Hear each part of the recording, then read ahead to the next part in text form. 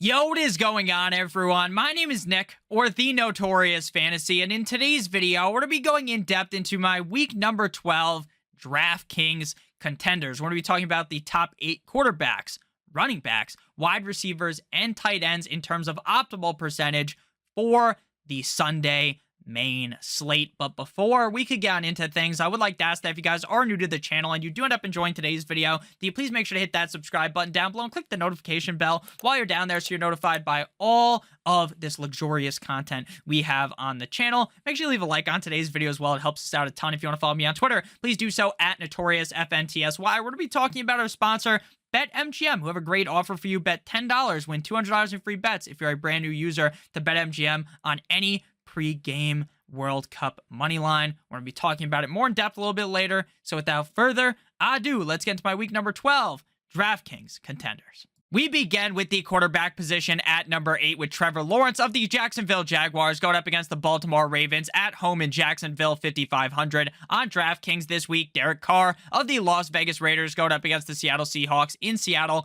5,700. Tampa Bay Tom Brady of the Buccaneers going up against the Cleveland Browns in Cleveland, 5,800. And the real breakdown begins at number 5 with Justin Herbert of the LA Chargers going up against the Arizona Cardinals in Arizona, $7,000 this week. Now, based upon our current projections over on Stokastic, we have him projected for 21.5 fantasy points in this matchup. The team, the Chargers, is 7th in implied point total on the week with 25.75, tied with the Seattle Seahawks, and they are favored by 3 points in this matchup up against the Arizona Cardinals in Arizona. Herbert has a 7.5 optimal percentage with a 7.2 boom percentage. To me, this matchup seems very ideal for a huge shootout matchup, especially if Kyler Murray is truly healthy in this game. We have two defenses that aren't really all that good and two offenses that, when clicking on all cylinders, really could cause an incredibly high-scoring game. I understand that Justin Herbert will more than likely be without Mike Williams in this game, and Gerald Everett is also banged up, but ultimately with Joshua Palmer really coming into his own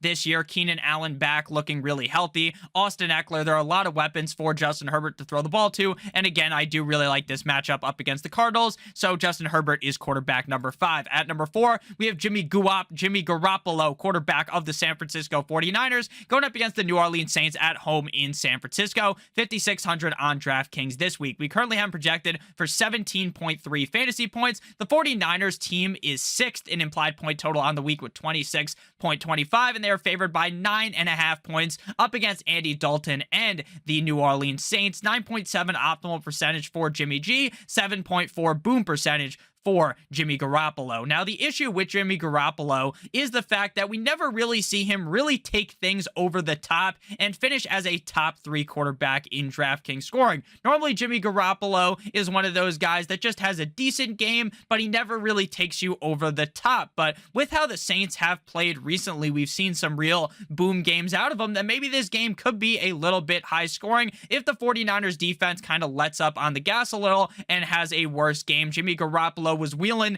and dealing up against the Arizona Cardinals defense, but the Cardinals are one of the nut low defenses in the NFL, and the Saints are relatively average. At price, though, Jimmy Garoppolo at only 5,600, it helps you fill in your other roster position, so it makes sense to look towards Jimmy this week. At number 3, we have Patty Mahomes, Kermit the Frog himself of the Chiefs, going up against the LA Rams, priced at 8,200 on the week, the highest price tag at the quarterback position, currently projected for 24.5 fantasy points, and the Chiefs are 3rd in implied point total on the week with 28.75. They're favored by 15.5 points here up against whichever quarterback the Rams end up rolling out this week. Bryce Perkins, 10.2 optimal percentage for Mahomes, 7.9 boom percentage. Now, hilariously, going into last week's game up against the Chargers, funny that they play 2 LA teams right in a row back to back, but Patrick Mahomes didn't really have any of his mainstay weapons out there. And even without them, throwing to guys you've probably never heard of, guys that sound like they were creative players in Madden, Patrick Mahomes was still able to wheel and deal all over that defense. Now, the Rams defense is a huge step down compared to what we thought they would be going into the season. Even though there's a lot of unknown at the wide receiver position for Patrick Mahomes, he is always one of the ideal plays every single week. At number 2, we have Geno Smith, Chef Geno Smith of the Seattle Seahawks, going up against the Las Vegas Raiders at home in Seattle, currently currently priced at 6,000 on DraftKings. Right now, we have him projected for 20.3 fantasy points. The team is 7th in implied point total with 25.75, tied with the LA Chargers. They are 4-point favorites, 10.2 optimal percentage, and a 9.2 boom percentage. When we're talking about some of the worst defenses in the NFL, the Las Vegas Raiders are going to be brought up, especially against the pass. They have been getting torched all year long, and Geno Smith has been on a comeback season campaign, probably going to win comeback player of the year. Again, I've talked about this a bunch. I'm not too sure what he came back from. Like, maybe just being shit his whole career, and now he's good. It is what it is, though. Weapons like DK Metcalf, Tyler Lockett, Noah Fant, Will Dissly, Kenneth Walker, who we're going to be talking about a little bit later. Geno Smith is in the premier position to have a smash game, and he's only $6,000. At number 1, we have my guy Tua Tagovailoa of the Miami Dolphins going up against the Houston Texans at home in the 305 Miami, 6,900 on DraftKings, currently projected for 23.7 fantasy points. The team is 2nd in implied point total with 30.5, and they are favored by 14 points. 2 touchdown favorites, 13.4 optimal percentage, 13.3 boom percentage. We just talked about how bad the Raiders defense is. You can have the exact same sentiment about the Houston Texans. This defense is down astronomical. My only worry about Tua Tagovailoa this week is that since the Houston Texans moved to Kyle Allen, it's not like he's significantly worse than Davis Money Mills, of course, but this might just be a certified ass whooping where Tua only throws maybe 2 touchdowns in the first half, and then they just have a run fest through the rest of the game, and Tua doesn't end up actually hitting his peak outcome because of the rushing attack. Now, he is only 6,900, so he's cheaper than guys like Justin Herbert and Patrick Mahomes. Obviously, Tyreek has been on a tear all year long. I get why we have him ranked at number 1, but I will make it known that I am a little bit cautious with Tua this week because the fact that this might just be a blowout and they look towards the run later in the game. Now we pivot to the running back position, beginning with running back number 8, James Conner of the Arizona Cardinals, going up against the LA Chargers, 6,600. Even though Kyler Murray hasn't been playing, since D-Hop returned, James Conner has really turned things around. Austin Eckler, Mr. Clean himself, at number 7 of the LA Chargers, going up against the Cardinals in Arizona, 8,500. CMC of the Niners going up against the Saints, 8,800 on DraftKings. At number 5, we have Travis Etienne Jr. of the Jacksonville Jaguars going up against the Baltimore Ravens this week at home in Jacksonville, 6,700 on DraftKings this week. We currently have him projected for 17.9 fantasy points, 20th in implied point total with 20, 3.5 point dogs to the Baltimore Ravens, 15 optimal percentage, 12.5 boom percentage. Now, we just saw the Ravens go up against the Carolina Panthers in one of the biggest snooze fests of the year. Basically, nothing happened until the 4th quarter of the game. Very interesting to watch some defensive football with how offensive the NFL is nowadays, but obviously not the best matchup for anyone on the Baltimore Ravens or on the Carolina Panthers. The Jacksonville Jaguars are coming off of a bye where they were on a heater the week before up against the Chiefs. Travis Etienne has been relatively solid all year long, ever since James Robinson kind of had to step down as the starter and then eventually got traded to the New York Jumbo Jets. This is a matchup that isn't necessarily a wet dream type of scenario for me up against the Ravens defense, because I do give the Ravens a little bit more credit than a lot of people will, but ultimately with Etienne's usage and his price tag at only 6,700, that lands him as a top 5 back in terms of optimal percentage. At number 4, we have Antonio Gibby of the Washington Commanders going up against the Atlanta Falcons at home in Washington, 5,400 projected for 14.9 fantasy points in this matchup, 13th in implied point total with 22.5, tied with the Detroit Lions, who played on Thanksgiving. 4-point favorites, 16 optimal percentage, and a 10.5 boom percentage. Now, once Brian Robinson returned, it really seemed like it was going to be the end for Antonio Gibson, but the team has really pushed Antonio Gibson up even further. It's like he got a fire lit underneath his metaphorical ass once Brian Robinson returned, and Antonio Gibson has really turned into a running back that is really good for fantasy football, and he's been catching a bunch of passes, leaving Brian Robinson kind of out to dry. Even if Robinson scores a touchdown, it's more than likely that Gibson's able to outscore him. The Atlanta Falcons do not have a great defense. While this game on paper doesn't seem very exciting, you got Heineke versus Marcus Mariota, Antonio Gibson is still a very interesting piece in this game. At number 3, we have Josh Jacobs of the Las Vegas Raiders going up against the Seattle Seahawks in Seattle, 7,700. But before we break this down even more, I would like to give you guys a quick word from our friends and our sponsor over at BetMGM. If you're a brand new user to BetMGM and you click on the link down below in the video description and bet $10, all you got to do is bet $10 on any World Cup pregame money line. I'm going to show it to you on the screen right now. Top of the screen, you're going to click soccer. There's a little soccer ball next to it. They're going to pick any game. I'm going to go for the biggest favorite bet, and then win or lose your bet, you will still receive $200 in free bets if any team scores a goal during the World Cup, which is guaranteed to happen. So turn your $10 into $200 right now if you're a brand new user to BetMGM. Back on into things. At number 3, we have Josh Jacobs of the Raiders going up against the Seahawks in Seattle. Projected for 19.9 fantasy points, 17th in implied point total, 21.75. 4-point dog, 16.2 optimal percentage, 12.7 boom percentage. Now, there was a 3-game streak in the middle of the season where Josh Jacobs really started to turn things into fucking overdrive. He was finishing as a top 10 running back 3 straight weeks, but then recently, things haven't necessarily fallen apart, but he hasn't really been that guy that we're used to in the past. Last week, up against the Broncos, he had a decent game, but again, it's not like he was, if you threw him into your lineup, the reason why you smacked up the rest of the people over on DraftKings. This week, he gets Seattle. Now, Seattle's a defense that going into the year and the whole team as a whole, everyone thought was going to be some hot garbage. We thought that this was going to be a team that was getting dogged on game in and game out, but the Seahawks defense has really came alive, as is the offense of the team. Josh Jacobs could be in for a potentially high-scoring game as long as Derek Carr is able to stop crying and actually play some football. This is a pretty interesting spot for Jacobs, who we've seen at times get a decent amount of pass catching work. Should be interesting to see if he's able to hop back into that top 5 running back race this week up against the Seahawks defense. At number 2, we have Derrick Henry, big man himself of the Le Titans, going up against the Cincinnati Bengals. 8,300 on DraftKings, currently projected for 21.5 fantasy points. The team is 19th in implied point total with 20.25, and they're 3-point dogs in the spot. 20.8 optimal percentage for Derrick Henry, 14.8 boom percentage. The Cincinnati defense is not necessarily world beaters, but they're also not completely dog shit.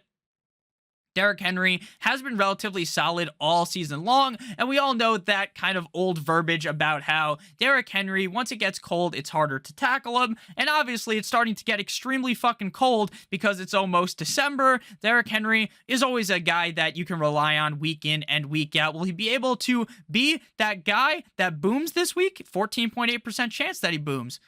20.8 optimal percentage. I like Derrick Henry a ton this week, but the price tag is a little lofty. At number 1, we have Kenneth Walker, 6,900 versus the Las Vegas Raiders, projected for 18.8 fantasy points. Team is 7th in implied point total, 25.75. Tied with the Chargers, 4-point favorites in this match, 20.9 optimal percentage, 16.2 boom percentage. The Seattle Seahawks were on bye last week, so their last time out was in Germany, Munich, up against the Tampa Bay Buccaneers, and Walker didn't necessarily have that amazing of a game there. We have seen the highest of highs out of Kenneth Walker. This is a guy that defenses probably shit themselves thinking about. The Raiders defense, again, not very good. I love this matchup, and I love the price tag, 6,900. I'm thinking a lot of people are probably going to lean with Kenneth Walker this week. Now we move to the wide receiver position, beginning at number 8 with Tyler Lockett in my pocket. Skirt. Tyler Lockett of the Seattle Seahawks going up against the Raiders at home in Seattle, 6,200. TMC, Terry McLaurin of the Washington Commanders going up against the Falcons, 5,800. Titty boy T. Higgins of the Bengals going up against the Tennessee Titans, 6,900. At number 5, we have my guy, Jalen Waddle away. Waddle. Jalen Waddle of the Miami Dolphins going up against the Houston Texans, 7,300, projected for 17.3 fantasy points. Team is 2nd in implied point total with 30.5, favored by 14. 11.9 optimal percentage, 10.6 boom percentage. And if you didn't think so, Tyreek Hill is also on this list, just ranked a little bit higher. Now, we've seen Tyreek Hill be very consistent game in and game out. Tyreek Hill hasn't really ever had any of those games where he dipped off and had a bad game. We have seen Jalen Waddle do so, but that's kind of put into the price tag because Waddle's 7,300. Tyreek, we're going to be talking about a little bit later, 8,800. Again, love the matchup against the Texans, but there's still that kind of mental warfare you're going to have inside of your brain yourself, thinking about how, hey, is this really going to be a game where the Dolphins punch them in the mouth and keep running up the score by throwing, or are they going to score maybe twice and then just run the ball a million times? Get out of there. That's something that I worry about. Again, the Texans are absolutely abysmal against the run, so I think the Dolphins are going to take big advantage of that. But still, the matchup is so enticing. It's so incredibly easy that I'm probably going to have a lot of Dolphin stacks this week. At number 4, we have Chris Godwin of the Tampa Bay Buccaneers going up against the Cleveland Browns in Cleveland, $6,000 on DraftKings.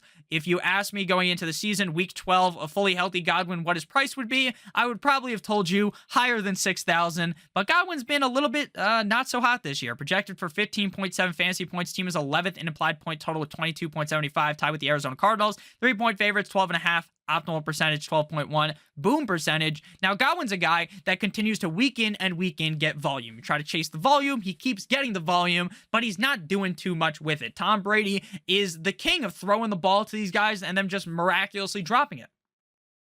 Godwin has not had this season that I thought he would have this year, especially since he was so healthy early on in the season. Now, we've seen the Cleveland Browns get absolutely stomped on by the Buffalo Bills offense and the Dolphins offense over the last 2 games. The question is, can the Tampa Bay Buccaneers offense, who's been pretty lackluster, 2-0 following Giselle and Tom Brady's divorce, should be an interesting spot here for Godwin. I'm a huge fan of Godwin this week at the price tag. It is certainly risky, but I'm willing to take that risk. At number 3, we have Keenan Allen of the LA Chargers going up against the Arizona Cardinals in Arizona. 6,100 for Keenan Allen, projected for 15.8 fantasy points. Team is 7th in implied point total with 25.75, tied with the Seahawks. Favored by 3 points, 16.7 optimal percentage for Allen, 12.7 boom percentage. Keenan Allen without Mike Williams should be up here in the top 5 conversation.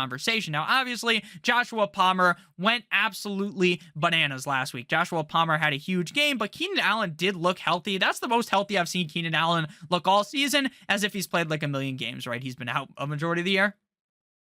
Again, like we talked about at the beginning of the video, the Cardinals defense is absolutely no bueno. I really think this could be one of the higher scoring games on the slate, if not the most high scoring game on the slate. I know the Chargers are only projected for the 7th highest implied point total, but I think honestly they could easily be top 5 on the week. I know Herbert hasn't looked the best, but I do genuinely think Keenan Allen is a great play at price. At number 2, we have Tyreek Hill. We did kind of talk about him with Jalen Waddle, so we'll try to breeze past him. 8,800, projected for 24.3 fantasy points. Again, their 2nd implied point total, favored by 14 points, 22.4 optimal percentage, 23.9 boom percentage. You're going to pay the price if you take Tua.